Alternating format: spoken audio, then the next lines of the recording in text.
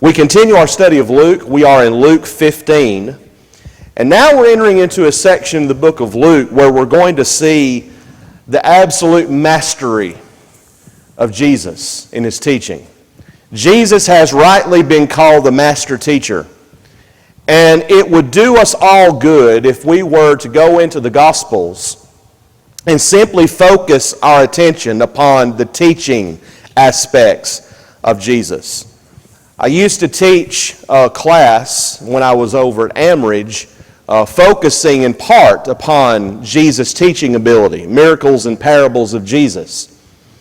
And I tried to focus our students' attention upon the methods that Jesus used when he was teaching.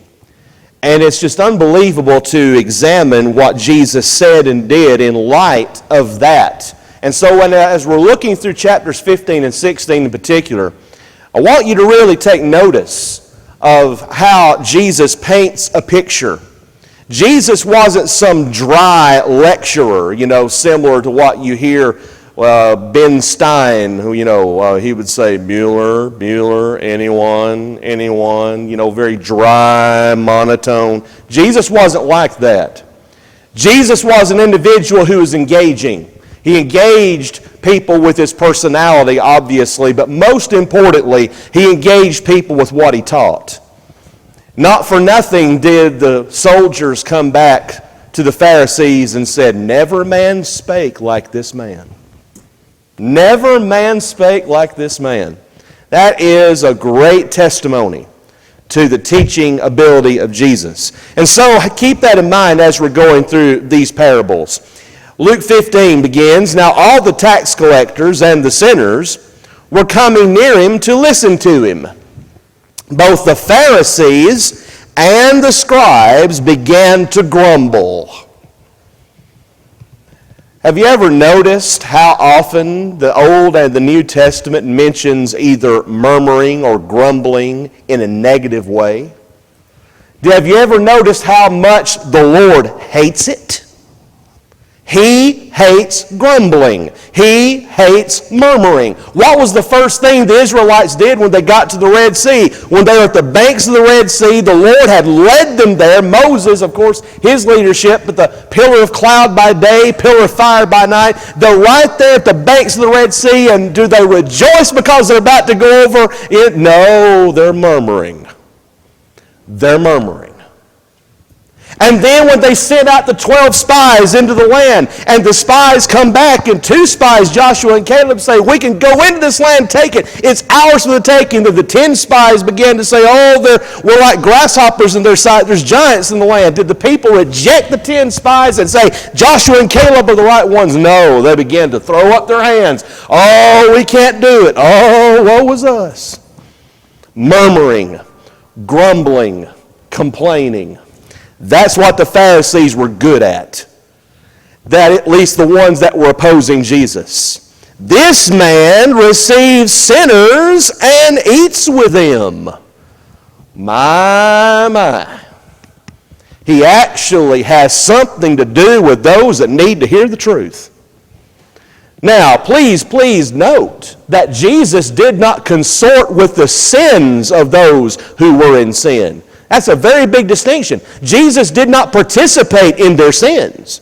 We find that people making that kind of excuse when they're over here and over here and over here doing this and this and that and that. And they say, "Well, I'm just trying to reach out to the sinners." Okay, what are you doing? Are you trying to teach them the truth, or are you just participating right in there with them and enjoying every minute of it? Jesus did not participate in sin. But he did have something to do with the sinners and the tax collectors because they needed to hear the truth. And so he told them this parable. Jesus answers what they are doing with a series of 3 parables. And they grow in intensity, as you're going to notice. Saying, "What man among you, if he has 100 sheep and has lost one of them, does not leave the 99 in the open pasture and go after the one which is lost until he finds it?" This paints a very vivid portrait for those that were listening. Of course, it was a common sight to see a shepherd in a pasture with his sheep. Common. And so this is something that Jesus draws upon. And you've got a shepherd that has 99 sheep in the pasture, and yet there's one that's lost. And he leaves behind those sheep to go find it. Notice, when he has found it, he lays it on his shoulders, rejoicing. Picture in your mind, once again, the shepherd coming back from the place where the sheep has been lost, and he's got that sheep on his shoulders. That's a touching sight. And that shepherd is rejoicing. Got a smile on his face. Perhaps he's singing. Perhaps he's praising the Lord. It just says he's rejoicing because he's found that sheep. We sing a song about the 99, do we not? Rightly so. And when he comes home, he calls together his friends and his neighbors, saying to them, "Rejoice with me, for I have found my sheep which was lost." You know, if the Pharisees had truly been neighbors, they would have been rejoicing with Jesus that he was going out among those people that needed to hear the truth. And yet they didn't. I tell you that in the same way, there will be more joy in heaven over one sinner who repents than over 99 righteous persons who need no repentance. That is an amazing statement that Jesus makes. Every time a sinner changes his or her ways, the angels in heaven rejoice. Now, if that doesn't touch your heart, and if that doesn't warm your soul, nothing will. You can't be touched. To know that the Lord wants his people to come back to him. He wants his people to come home. And notice, please, he's talking to the Pharisees. He's telling the Pharisees, guess what? You need to repent. You need to come home just like the sinners and the tax collectors, but you also need to rejoice. Rejoice over those that come back. Second story, beginning at verse 8. Or what woman, if she has 10 silver coins and loses one coin, does not light a lamp and sweep the house and search carefully until she finds it? The picture here is of a poor woman, and she's lost a coin which is very valuable to her. And she looks all through the house. You've never had to search all through your house for anything you've lost, have you? Of course you have. We all have done that. And what do we often say? It'll be in the last place we look. Well, yeah. Of course it'll be in the last place you look if it's there, but still. This woman is looking for her lost coin. We've seen the lost sheep. Now we're seeing the lost coin. When she has found it, she calls together her friends and neighbors, saying, "Rejoice with me, for I have found the coin which I had lost." In the same way, I tell you, there is joy in the presence of the angels of God over one sinner who repents. Now, what's Jesus trying to do? He's trying to shame the Pharisees. You're grumbling because I'm talking to sinners and to the tax collectors. You need to rejoice. He's shaming them. And now we come to perhaps the most well-known parable that Jesus tells in his earthly career. And he said, a man had 2 sons. The younger of them said to his father, "Father, give me the share of the estate that falls to me." Okay, you've got a man who has possessions. He has 2 sons, an older son, a younger son. The younger son wants his inheritance now. That is 1/3 of what the man has. So he divided his wealth between them. Notice, please, what he's doing here.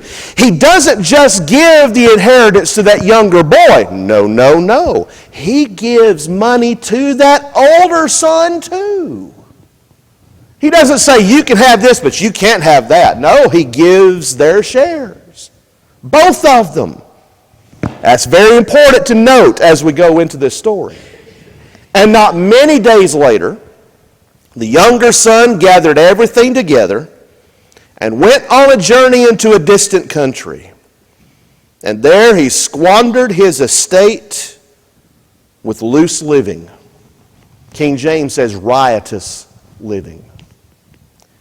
That's sin. We sometimes talk about going off into the far country of sin.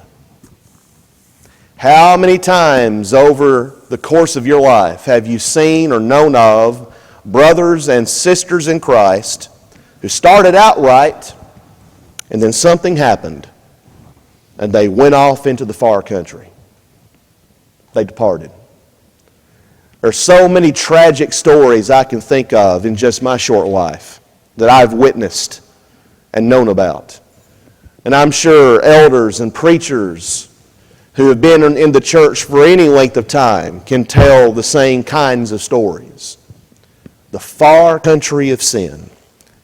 Now, when he had spent everything, a severe famine occurred in that country, and he began to be impoverished. You know, sooner or later, sin fails to satisfy. It has its appeal. Otherwise, there would be no temptation. The Hebrews writer talks about the pleasures of sin. Sin brings pleasure, but it's for a season. It's for a time. Sooner or later, sin fails to satisfy. But by this point, all too often, the individual wrapped up in sin is just caught up in the habit. Just caught up in that habit, looking for that high, looking for that feeling, looking for that whatever it was that drew that person in the first place. So he went and hired himself out to one of the citizens of that country, and he sent him into his fields to feed swine. Now that is a very vivid picture for the Pharisee, for the average Jewish man or woman. Here is this boy who had a third of his father's inheritance, everything going for him. He goes off and wastes all of it, and now he's scraping the bottom of the barrel. And where does he find himself? In the hog pen. To the Pharisee, swine, pigs, were the other thing. They didn't even want to call it by its name. It was so unclean, so bottom of the barrel. And here we find this young man who had everything going for him, and he's there in the hog pen. And further it says, he would have gladly filled his stomach with the pods that the swine were eating, and no one was giving anything to him. How often does sin degrade a person? Sin degrades. Sin demeans. Sin destroys. Sin brings down a person. And here we find this individual who is now in the hog pen. He's so hungry. He's so wanting food. He's tempted to just reach out and take one of those pods, one of those cobs, and start gnawing on it. That's a vivid portrait. But when he came to his senses, this is the key for this young man. When he came to his senses. Unless and until an individual comes to his or her senses, he or she will not get out of sin. There's got to be an aha moment at some point. There's got to be a point in that person's life where he opens his eyes and sees clearly his situation. She sees her situation, and they say, "What am I doing? Where have I ended up?" But until that moment comes, that person will not come out of sin. It's got to be a choice that individual makes. Thankfully, this boy makes the right choice. He said, "How many of my father's hired men have more than enough bread, but I am dying here with hunger." He realizes how good he had it. He realizes where he is. I will get up and go to my father and will say to him, "Father, I have sinned against heaven and in your sight. I am no longer worthy to be called your son. Make me as one of your hired men." Again, this indicates that this boy has now developed a humility of spirit which is critical. If someone is going to come back to the Lord, humility, true humility of spirit must be present. If it's not, that person won't come back. This boy has now developed it. So he got up and came to his father.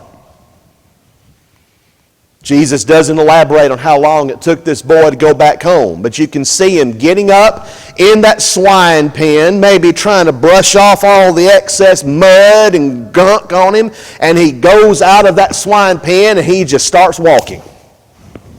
He doesn't really think about how bad he's hungry. He knows he can't pay for anything, but he knows where he can go and at least get something to eat. He's going back home. He's walking back home. And now, look at what it says.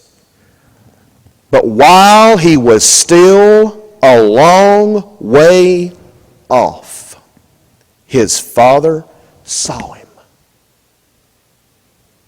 Now think about this for a moment. This boy is a long way away. He's in a far country. He journeys back home.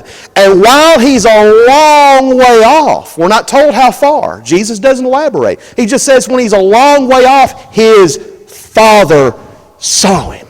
What does that tell you about him? About this father? Yes. He has been waiting, as it were, on the front porch of his house every day when his son was gone, watching for him to come back. Every day at a certain point, apparently. The implication is clear. He has been watching for that boy. He's been looking for him. He's been looking for him every day, every day, every day. Repentance is a journey. It's a long journey for some.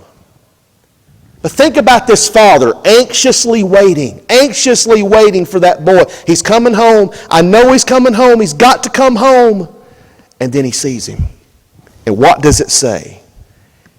And felt compassion for him and ran and embraced him and kissed him. You think about a movie. I think of it in theatrical terms. He sees the boy and he starts running. He starts running. And the camera pans the father running. The camera pans over to the boy walking. And he sees something in the distance, and it's his father. His father's running. He's got a smile on his face, a big smile, and then he comes to him and just throws his arms around and just gives him a big old bear hug and starts kissing him on the face. My boy's back. And the son said to him, "Father, I have sinned against heaven and in your sight. I am no longer worthy to be called your son." Notice, please, the boy didn't say, "Well, my dad's going to take me back, so everything's fine. I can just go back the way it was." No, he has true humility of spirit. He's going to tell him what he was going to tell him in the first place. He's taking all the blame on himself. But the father said to his slaves, he doesn't address his son on this. The father said to his slaves, "Quickly bring out the best robe and put it on him, and put a ring on his hand, and sandals on his feet, and bring the fattened calf. Kill it, and let us eat and celebrate." How happy this father was. He says, put that robe on him. Take that signet ring, put it on his hand. Take those real comfortable shoes, put those comfortable shoes on his feet. Kill the best calf that we've got. Let's rejoice, he's saying. Eat, celebrate. Why? For this son of mine was dead and has come to life again. He was lost and has been found. And they began to celebrate. Now, if the story had ended right there, we would have, this is the greatest story that's ever been told by Jesus. But there's more. Jesus hasn't made his point yet. All of this is tremendous. All of this has relevance for us and for the church today and for people who are in sin today. But that's not the point that Jesus is making. The point's coming. Now his older son was in the field. Remember that older son? Who got a third of his father's inheritance? His older son was in the field. And when he came and approached the house, he heard music and dancing. Now, the Pharisees won't miss this point. They are the older son, the older brother. And he summoned one of the servants and began inquiring what these things could be. And he said to him, your brother has come, and your father has killed the fattened calf because he has received him back safe and sound. And Jesus says that older son just rejoiced. And no, he doesn't say that. But he became angry and was not willing to go in. And his father came out and began pleading with him. What does this boy do? He starts pitching a fit. He starts pitching a fit. You can see this older son, when he gets the news, the anger starts rising. And his face starts getting red. And he just won't have it. And his father comes out and he's begging him. He won't hear it. But he answered and said to his father, look, for so many years I have been serving you, and I have never neglected a command of yours. And yet you have never given me a young goat that I might celebrate with my friends. Well, boo-hoo. Pitching a fit. Because the younger son had come back home and had repented, and you're going to pitch a fit over it? God wanted to win the Pharisees back. He wanted to bring the Pharisees back home. And yet here he's painting this vivid portrait of them. This is how you look when you complain about me talking to the sinners and the tax collectors. His justifying himself, the older son, was just as proud as the prodigal's confession was humble. Two opposite extremes. The prodigal son was completely humble. I've sinned. It's my fault. I'm no longer worthy to be called your son. But yet the older son says, well, you've never given me all this. You've never done this for me. Proud, arrogant. But when this son of yours, you know, those of us who have children, whenever the child gets in trouble, your son did this. You ever done that? You ever had that done? Well, this is not something said in humor. He's actually saying, when this son of yours, he doesn't even say when my brother, when this son of yours came, who has devoured your wealth with prostitutes. Whoa. How did he know that? He couldn't have known that. He assumes that. Maybe he wants that himself. Who has devoured your wealth with prostitutes. You killed the fattened calf for him. And watch the response of the father.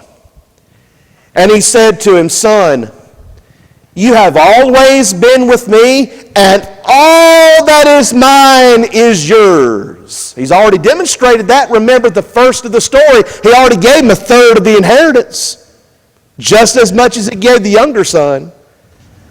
But we had to celebrate and rejoice.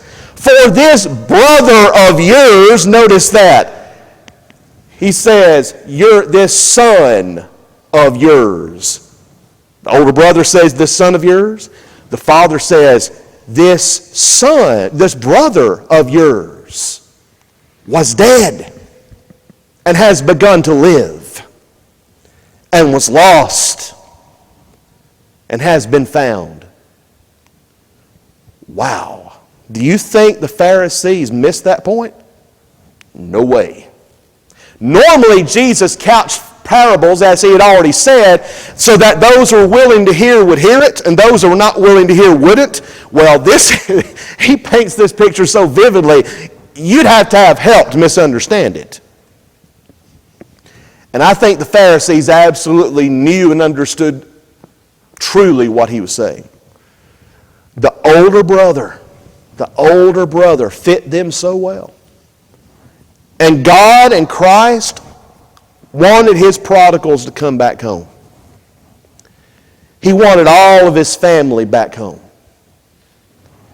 And now we come to chapter 16. Before we get into chapter 16, is there any comments or questions about anything we've said thus far? Yes?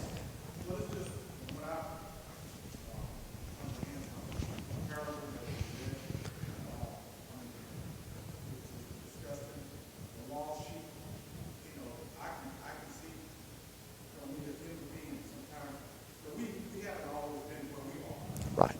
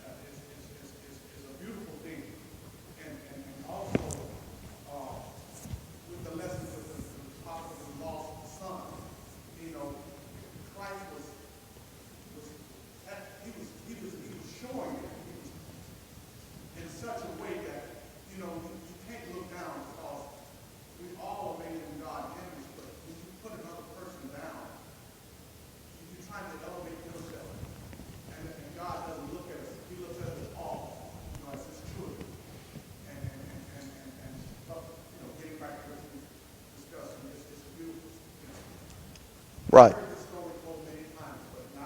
Well, Galatians 6, I think the Apostle Paul summarizes well what our attitude needs to be toward the prodigal. He says, "Brethren, if a man be overtaken in a fault, you who are spiritual, restore such an one in the spirit of meekness, considering thyself, lest thou also be tempted." When our brothers or sisters are in a fault, we've got to make sure that we approach that situation in the most humble way possible, because we may well end up in their shoes at some point. Not just that. We need to consider where we've been. Where did we come from? How did we feel when we were lost and when somebody reached out to us to teach us the gospel, or perhaps if we fell away at one point and somebody cared enough to bring us back? We've got to think how that person is in their shoes as we're trying to restore them. That's something that we've all got to keep in mind. And we can't be like the older son. We can't be like the elder brother of this parable. We need to rejoice over those who come back home. Chapter 16. Now he was also saying to the disciples, there was a rich man who had a manager. And this manager was reported to him as squandering his possessions. And he called him and said to him, "What is this I hear about you? Give an accounting of your management, for you can no longer be manager." The manager said to himself, "What shall I do?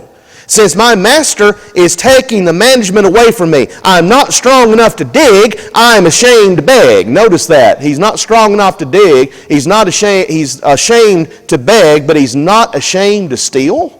Well, that's the situation he finds himself in. "I know what I shall do. so that when I am removed from the management, people will welcome me into their homes. And he summoned each one of his master's debtors, and he began saying to the first, how much do you owe, my master? And he said, 100 measures of oil. That's about 900 gallons. And he said to him, take your bill and sit down quickly and write 50. Then he said to another, and how much do you owe? And he said, 100 measures of wheat. That's about 1,100 bushels. He said to him, take your bill and write 80. And his master praised the unrighteous manager because he had acted shrewdly. For the sons of this age are more shrewd in relation to their own kind than the sons of light. Now that's a difficult parable for a lot of people to figure out. It's a difficult parable for me to wrap my head around.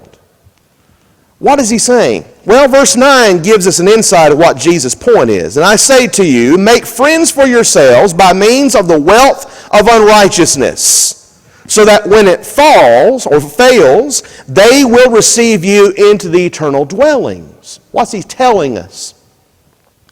He's telling us to show wisdom. Be shrewd. Not to be unrighteous, as this steward was in stealing from his master. That's not what Jesus is commending. What Jesus is saying we must do is show as much shrewdness in our dealings as do the people who are unrighteous, in the sense that we plan for the future. That we need to help those who are in need. We need to carry out Jesus' work. He says, make friends for yourselves by means of the wealth of unrighteousness. What he's saying is make sure you take every advantage possible, every opportunity possible, every shrewd opportunity possible to plan for the future. Don't be sinful in it. And that's not what Jesus' point is. Some people miss that completely and say that he's endorsing sin. He's not. He's endorsing the shrewdness of that unrighteous steward. Any comments or questions or anything before we leave that? Because that's a difficult parable. It's difficult, but I think we can understand it. At least get the basic point. Yes? Sir? Well, I don't completely understand it. And all I'm telling you is just what people have written about it and said about it, which sounds pretty much close, I think, to what Jesus is saying. Verse 9 is the key to understanding it, what Jesus says in comment about making friends for yourselves by means of the wealth of unrighteousness, so that when it fails, they will receive you into the eternal dwellings. In other words, you're doing what's right. You're trying to use every means possible to carry out the Lord's work. Show as much shrewdness as this unrighteous steward did. Be as Jesus would point out to his disciples on one occasion, be as wise as serpents and as harmless as doves. Sometimes we miss that, being wise as serpents.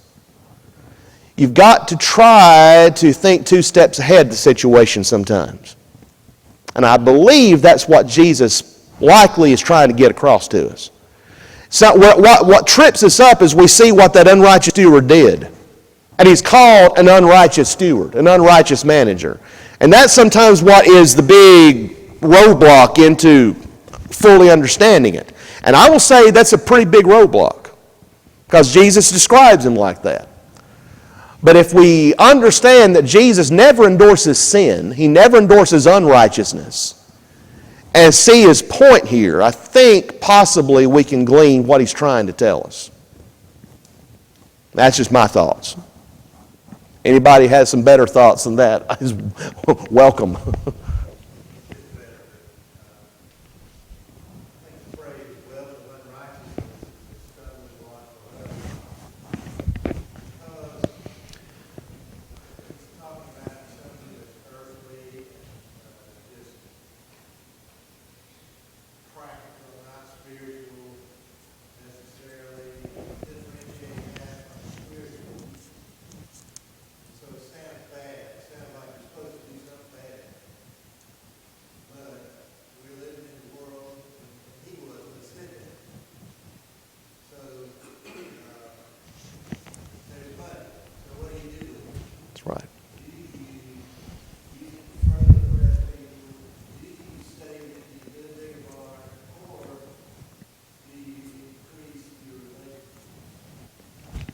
Could have said it better.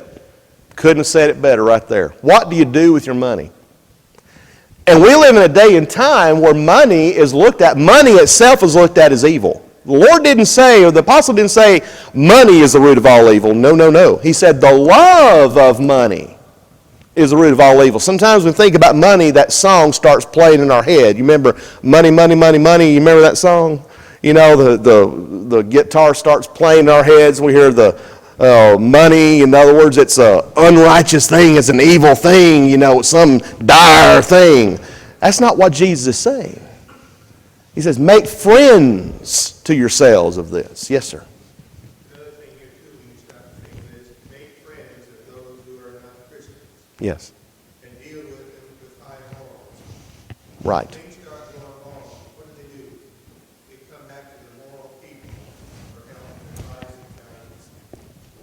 Yeah. Something happened to me many, many years ago when I came to vocational graduate school system. You know what? One of the big things that helped me get hired?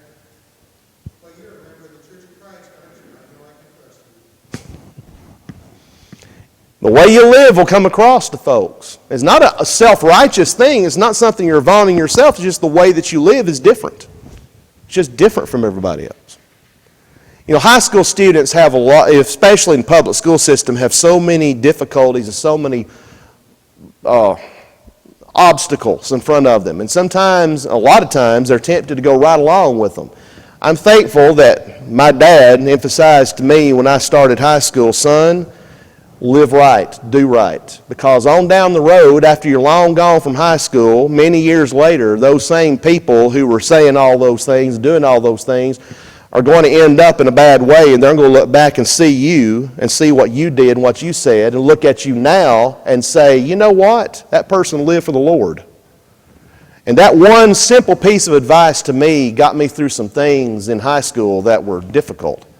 The thing is, for all of us, no matter what age we are, we've got to live and do right. That will show up. The way we live and the way we conduct ourselves will show up and will speak well for us in the long run. Contrast verse 1 and verse 9. And it says, and the same was accused unto him that he had wasted his goods. And then verse 9, make to yourselves friends of mammon of unrighteousness, that when ye fail, they may receive you into everlasting habitation. Verse 1, he was avoid those people that had a common man that he was dealing with. Hey, he's wasting your goods. So in verse 9, he's telling them, you know, conduct yourself, do business in a way that even with common men, people that are not members of the church, every time you listen back what you do realize that as you walk honest and honorable in your deeds. Be honest and above board in what you're doing, not like he was doing in verse 1. That's a very important point, that there's a contrast between verses 1 and 9. This unrighteous steward, this unrighteous manager, it was reported, that he had been doing this. But yet verse 9 is the way we are to conduct ourselves. That is, we are to be above that. But the shrewdness of that unrighteous manager is something that we need to take note of.